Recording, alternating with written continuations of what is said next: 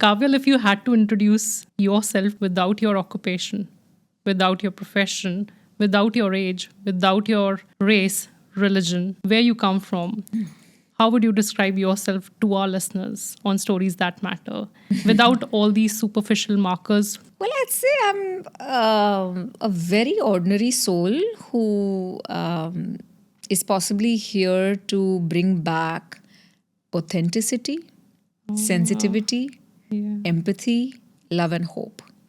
beautiful. These 5 words is that's the foundation of my personality. I would like to pass on a message that by all means, please embrace failure. By all means, please embrace your imperfections. By all Yeah. means, do not try to be somebody else. And by all means, love who you are without waiting to be perfect. That's the only message I really have. And that's the only message I have been consistently passing. You don't have to be extraordinary, and yet you are extraordinary. Yeah. There is nobody else like you, and that's your superpower. Yeah. You are the only one Yeah. like you, and that is your superpower. So why are you trying to be someone else? Yeah. If God wanted one perfect being, and if He wanted everyone to be like that, He would have just made a million Xerox copies of the same mold, right? Yeah. What a boring world that would be. What a boring world that would be. Embracing our uniqueness. It's this conversation is fun because you're different and I'm different, and yet if we have this Yeah. conversation long enough, we'll realize that damn, we are just the same. Yeah, Yeah. we're just the same. So life seems very long, and yet everybody who has children will understand this, that when they are watching their children's graduation ceremony, you'll be like, what the hell, they were just born yesterday. They were just 5 years old yesterday. When did so much time pass? And before you know, you'd be at the hospital bed and the whole life would have passed you by.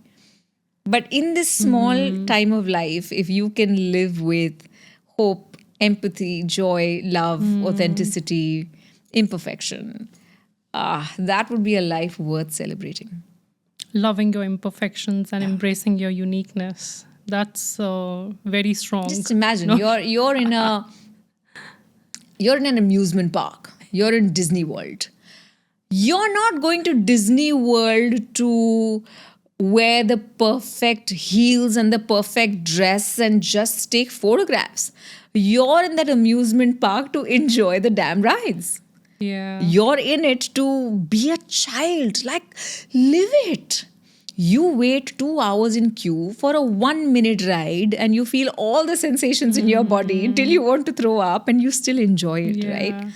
Life is just that. It is an amusement park. You have all sorts of experiences here.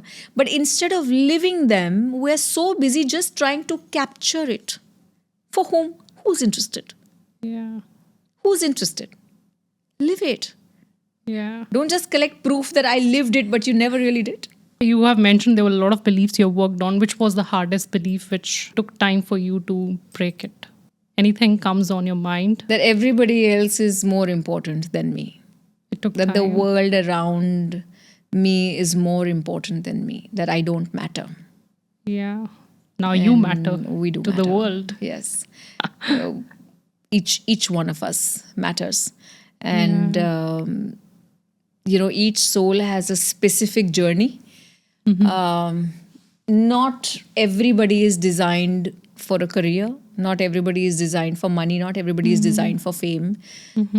Some people are designed to just be. And then just for them, just being is healing their own families just by their presence. A very important lesson for me in this journey was to not compare my journey with anyone else's. I lost a lot of years of my life trying to tell myself that everybody else had a better life than me.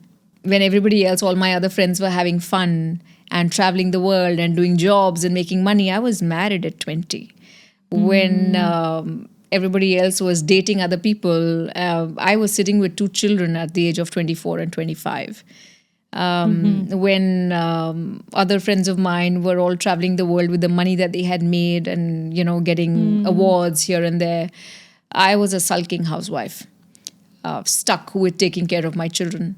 Today I look back and I feel like at that time I felt कि वो गलत हुआ, वो नहीं होना चाहिए था. I should have married a little later. I should have known myself better. Today I think it was the best thing that ever happened to me, because I now look at the lives of some friends who are now 40 still looking for a partner, who are now 44 still looking to have a baby. And I have finished all of those parts of my life, and I am now on a upward swing towards my career. हर एक की journey अलग ही होती है. We are all different planets. We all have a specific orbit. और हम लोग सब अपने अपने ऑर्बिट्स पे कुछ फास्ट जा रहे हैं, कुछ स्लो जा रहे हैं. लेकिन जो स्लो जा रहा है इसका मतलब ये नहीं है कि वो इन्फीरियर है दूसरे प्लैनेट से जो फास्ट जा रहा है. Right? Earth, Jupiter, Mars, all of them have a different speed of rotation, revolution. We are all just like that. We can just honor our own pace, our own speed, our own timing of life. हम सबको वही lesson सीखने हैं, same to same lesson सीखने हैं, अलग अलग वक्त पे. Why is it so? We are paced, very differently in this whole ecosystem. It's just that we are all stuck in our egos, and we are all stuck in stories that it should be like this. It should be perfect.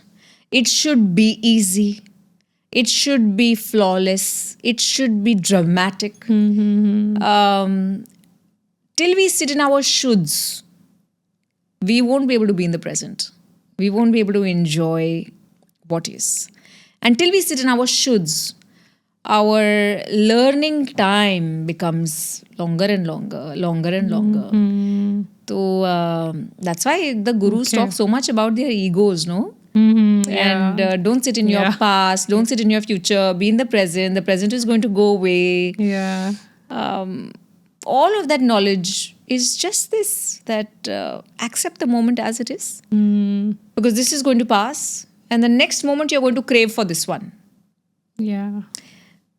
वो हिंदी में कहावत है ना कि आज वही आज है जिसका आप कल वेट कर रहे थे. Yeah. लेकिन जब हम आज में आए हैं तो आज हम किसी और कल का वेट कर रहे हैं. Yeah. We're all dying to live a different day, but we are not living it when it comes. We're just dying. We're just going closer and closer to dying. And then we'll look back and we'll be like, अरे यार जी लेते थोड़ा सा उस moment में. The biggest courage I had to display was going from a point of no career to having a career. From being a homemaker to being somebody who was a homemaker and a working woman. That was terrifying. That was so scary because I was a home science graduate and I failed maths all my life. Okay. I couldn't do numbers. I couldn't do science. I was not an intelligent student. I was a below average student. And no one ever told me that I was good enough. Nobody. Not a teacher, not family, not friends. I was told that I was lazy, that I cannot do much, that my life will be run by the partner I marry, and you just sit in the background. From there, like from being a passenger to becoming a driver who doesn't know how to drive, who doesn't even have a car, that journey was filled with apprehension, worry, anxiety. Oh my God, what if I fail? Oh my God, can I do this? Oh my God, are they going to judge me? Oh my God, will I ever make enough money? Oh my God, are they going to hate me? That was a tough one. But I'm so glad I took it. I'm so glad I took that journey. Because me just talking about that journey helps a lot of other women who are on the same journey right now. Yeah. That it's going to be hard. It's going to be difficult. Yeah. There are going to be nights when you're going to be anxious. And there are going to be days when you can beat that anxiety as well. That was not an easy decision. So when there are so many fears, anxiety, and a lot of things going into your head, and you're not even sure that you'll be able to do it, and you have that feeling of not good enough, um, at that time, what gives you strength? When you have those kind of, notions going in your head, what, like, people who face such issues, what can give them strength at that time? Just taking one day at a time. And this is something I learned from Oprah as well. She talks about this. She's saying when you are completely lost, when you're in the dark, and when you don't see a way out, you ask yourself this, that what's the next right thing to do? What's the next right? The next right thing right now could be, okay, get up, go for a shower. You've taken a shower. What's the next right thing to do? Okay, make some breakfast. Okay, you made breakfast. Okay, what's the next right thing to do? Okay, why don't you read this book now? Literally one task at a time. And when you feel stronger enough that, yeah, I got through the day, man. I got through the day. Then you start focusing on the next 2 hours. How do I plan my next 2 hours? Okay, how do I plan my next 15 hours, 18 hours? But only focusing what's on the next step rather than, do I have to climb that whole mountain? It's never going to happen. How am I going to do this? Forget it. Forget it. Forget it. Forget it. Forget it. Okay. And I'm facing the same challenge now. Like I said, I managed the career challenge and now I'm facing the health challenge. I'm going to apply exactly the same formula. It's not like, oh, I've got to lose 15 kilos. Never going to happen. Never going to happen. I'm like, I am going to take myself one meal at a time. One 5,000 steps at a time. One protein supplement at a time. Yeah. Only take myself through the day in bits and pieces. And if I could go through that, I can go through this as well. And that's what we have to look back. Most people get stuck in their failures. But they also have to see that, array, I failed before also. Yeah. The first failure was when we were trying to walk and we fell down. How many times did we fall before we took our first step? But we walked. Before we actually learned language, we were babbling. We were rambling. People couldn't understand us. They just pretended to understand us and they thought, oh, we're so cute. But we learned language. Right? True. The first heartbreak, we thought we were going to die. But then we found love again. Yeah. Right? So we just have to look back and say, yaar, itni dur to aa gaye hain. आगे भी क्यों नहीं जाएंगे? And when you look back, you will always see that no matter what happened, it happened for the best. It strengthened you. It fortified you. It tested you. It showed you who you can be. Yeah. But if everything had gone our way and we were all just supposed to be princesses, we would have learnt nothing. We wouldn't have known that, we can be our own knights in shining armors. You would always keep waiting for a knight in shining armor. But we are the princess as well as the knight in shining armor who's coming to rescue us. We have to learn that. Just out of curiosity, I want to know, who said you, like, first time ever that you are good enough, you can do it? Was it you or somebody else? Oh, no, it was always somebody else. It was always somebody else. I think the first person who told me that I was good was somebody I was dating when I was 15 or 16. And they said that, oh, you are good. And I'm like, you're crazy. Okay. And they kept saying that no, you're very good. And I kept saying you're very crazy. Yeah. Like, you're not, it's maybe you just haven't seen the flaws yet. Maybe you're just too much in love. Wait, the flaws will come. I still think of that person because that person did tell me at one point of time that, I think you're so intelligent that if you went out and started working, you would easily make around 10,000 rupees a month. And this was when I was 16. And I'm like, what? You really think somebody could pay me? Okay. And today, sometimes when I'm making more than 10,000 rupees in 30 minutes, I still think of that person that, thank you. Yeah. Thank you for establishing that. Yeah. It's very important for us to get that validation from the outside as well. We keep talking about, oh, you don't need it, you don't need it, you don't need it. But initially, we all need a mirror. Somebody to tell us that, no, you're pretty, you're lovely, you're hot, you're good, you're intelligent. We need that. So in your journey till now, what are the 3 lessons that you have learned that makes you? We are all adequate for every situation. I have learned that we are never left alone. Like there are always your gurus, your guides, your God, your angels are always looking after you. You are never alone. You don't have to do life alone. I have also learned that there is no problem that will come to your life if you don't already have the solution to it. You already have the solution to whatever problem is coming in your life.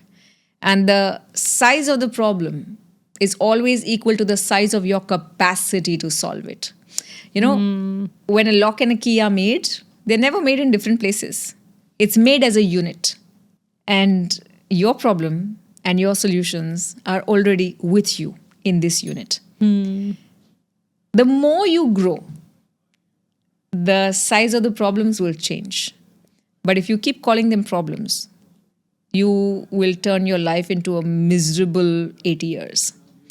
If you look at every problem like an opportunity, that's another opportunity. That's another opportunity. I'm going to grow through this. I'm going to grow through this. Okay, what is this teaching me? I'm going to grow through this. What is this teaching me? It will become like a treasure hunt. And you would have enjoyed your time after. I've also learned that the most truest joys come from solving life's big problems. I've seen the richest of the rich people having everything in their life, coming and telling me, सब कुछ है, happiness महसूस नहीं हो रही है. Nothing is making me happy now because there is no problem to solve. Okay.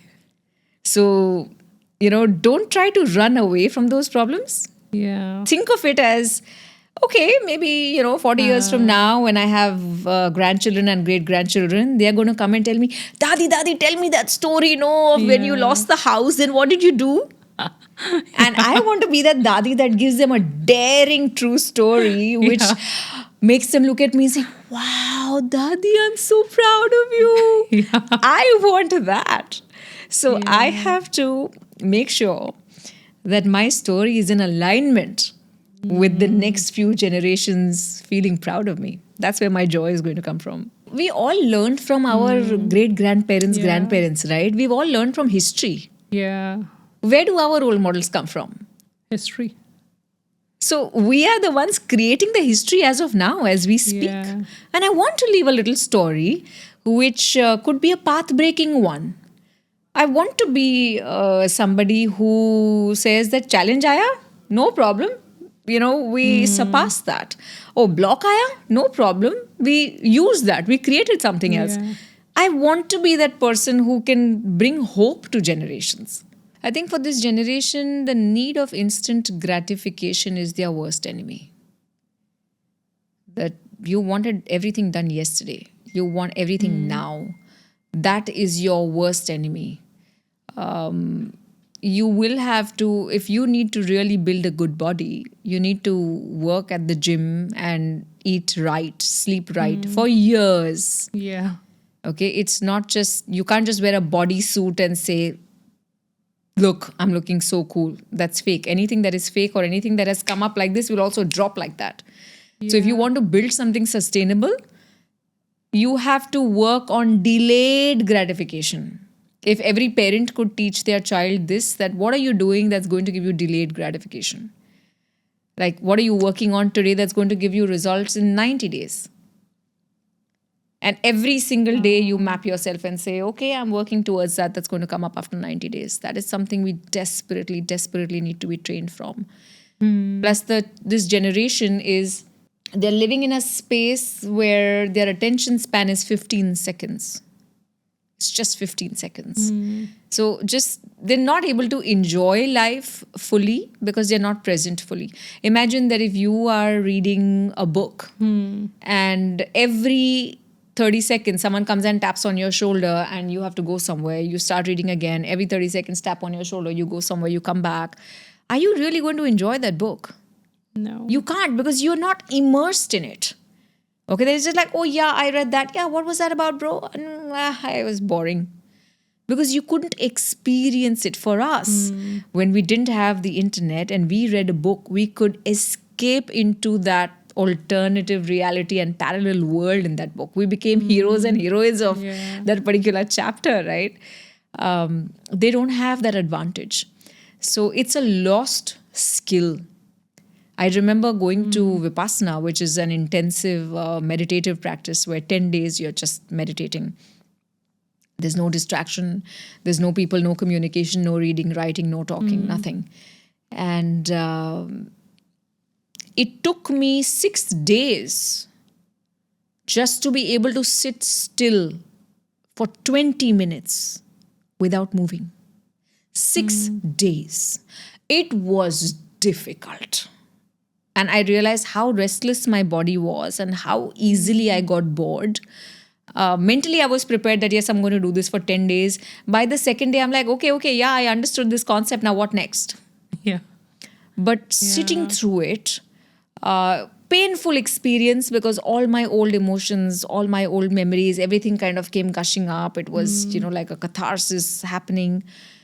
By the 7th day of that 10-day retreat, I came up with such brilliant ideas that it changed the whole trajectory of my career.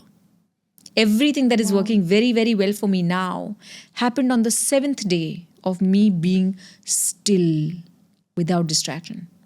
I went from point A to point X, or I went, let's say, from a 2 to a 22 because of those 7 days of stillness. And imagine this generation can't sit still for 15 seconds. Gen Zs are facing a lot of insecurities in terms of their appearance. Are they looking right on socials? Are they using the right filters? Are they matching to the standards of the society, their peers? They have a lot of insecurities in terms of how they look, how they dress up, how they show up to the world, how to deal with such kind of bodies, low self-esteem and low self-image issues. See, we all had insecurities. We were all compared, even in our generation, but we were compared to our neighbor, our cousins, our friends, right? She's thinner than you, she's fairer than you, kind of a thing. But social media has just industrialized the whole thing. Now the comparison is no more with 2 people. Now it's with 2 million people around you. Yeah. The problem is not that the Gen Z likes their filters and uses their filters. I have a favorite filter too. But the Gen Z confuses that filtered version to be the normal, to be the baseline. Yeah. So when they see themselves without a filter, they're shocked. They're appalled. They're like, I don't like myself, which means I have to constantly look like the filtered version of myself. Might as well get surgery and get the filtered version to be on me permanently. If you don't like yourself anymore, your natural self, it's like your enemy is living inside your own body. You are living with someone you don't like. You are living with someone you hate. You're living with someone you judge. How difficult is that? That is so difficult. That is brutal. True. But what you are seeing on screen on a filter is not real. They are losing their sanity because they are comparing an edited version of somebody's extraordinary day, which has been put up on stories, to their normal everyday life and feeling like my life is rubbish. They watch porn and they expect that their normal sexual relationships should be like what they watched. There's dissatisfaction over there. They watch 15, 16-year-olds go to Shark Tank and have a brilliant business idea, and now they are no longer satisfied with the job that they are going to get when they are 22 or 23, or the internship that they are going to get when they are 17 or 18. It's ruthless. It's so important for us to see the normal world around us and come back to being normal. That this is normal. Yes, you can have your filtered moments from time to time. That was supposed to be for fun, remember? Yeah. That was not normal. Yeah. But you've made that your normal. It can't be. They need to understand the It normal. just can't Yeah. be. Gen Zs are facing a lot of relationship issues in terms of, having the right partner at the age of 15. They're looking to have the right girl in their life. They want to have a right man in their life. You might have heard of a lot of phrases like situationship, benching, open relationship, where they are not open to commit. What made them to think that way? Like not believing in marriage. This generation, the Gen Z, has seen more heartbreaks at the age of 18 than we've seen even at 30. Their relationship started when they were 13 and 14 and 15 years old. By the time they're 18, they're on their third breakup. Plus, they have seen generations of relationships. Their parents' relationships not working, dysfunctional. They've seen celebrity relationships breaking up. They've seen influencers having the most perfect proposals and then realizing 1 year later. And they were so invested in the influencer relationships that when the influencers broke up, they felt like, oh my God, it felt Yeah. like a personal loss. Like, how could this happen, right? Okay. So their trust itself is shaken up majorly. And the fear is not only of heartbreak. The fear is that the heartbreak will happen publicly. It's like a fall, but in front of 1,000 people now, in front of Instagram, in front of all my followers, in front of all of my friends. So they feel like, dude, I want a fair weather partner. Like, okay, we are good till we are good, but I don't want to take responsibility if, you're going through a meltdown. I don't want to take responsibility of, making sure that you're happy and you're okay, because that just seems like too much work. And like I said, they want everything that is instant gratification. So at this point of time, they feel like, well, we are okay to change a partner every year. At least there'll be variety, and at least it'll be fun. At least it'll be light. But who's going to teach you your lessons?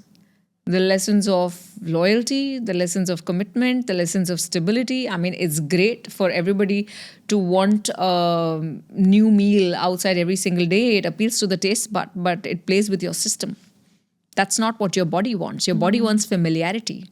Your mind wants familiarity. You can have a long holiday, but you want to go home. Now, for something to become your home, you have to invest your time, your money, your energy into those walls, into those floorings. You have to keep it clean. You have to maintain it, right? It's the same for a relationship. There has to be one relationship that feels like home. Yeah. But a home is sometimes a messy place. It requires time, attention, and maintenance. You can't just be going from one hotel room to the other. Eventually, when you get older, that recipe is disaster. Yeah. So, training yourself into, instead of looking for the most perfect partner, why don't you train yourself into becoming a good partner for someone else? Like, what do I bring onto the table? Yeah. Instead of performing and saying the right lines and looking great and coming across like a catch, instead of that, how about focusing on, does my presence make other people feel better? A good, green flag to look for in a relationship is, how do I feel about myself when I'm with this person? Do I feel good about myself? If I feel good about myself, if I feel stable, if my body is relaxed, if I can crack my own jokes, if I can, feel like the world is a good place, you're with the right person. Yeah. But if you're constantly feeling drama and internal chaos and butterflies, initially the butterflies feel great, eventually they just give you panic attacks and anxiety. Okay. The butterflies need to settle in a stable relationship. And if you're constantly like, oh my God, I know what my partner's doing, I don't think I can trust them, I need to check my phone, I need to have all of their passwords, you're with the wrong person, buddy. You're with the wrong person. Yeah. Because you want to grow in your life.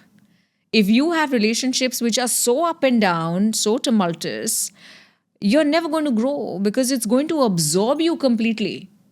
Dramatic relationships are exciting for a while, but you can't grow in the premise of dramatic relationships. You need something that feels like a warm bed, True. not always an exciting party. Kavyal, what's that one lie which Gen Z needs to unlearn to live freely out here in this world? The lie that you are not enough, and the lie that you have to be perfect, and the lie that there is a perfect world out there tomorrow, and a lie that you are deserving only if you have achieved something. There are multiple lies like that. But if you can just beat one lie that you're not good enough, I promise you, you are enough. You are adequate for every situation. You are good enough today, and yet you can get better tomorrow. And if anybody has told you that the world out there is a ruthless place, I'm telling you that the world out there is a very beautiful, kind space as well. But it's also a part of your responsibility to add kindness into it. You know, sometimes think of the world as a black dot of paint.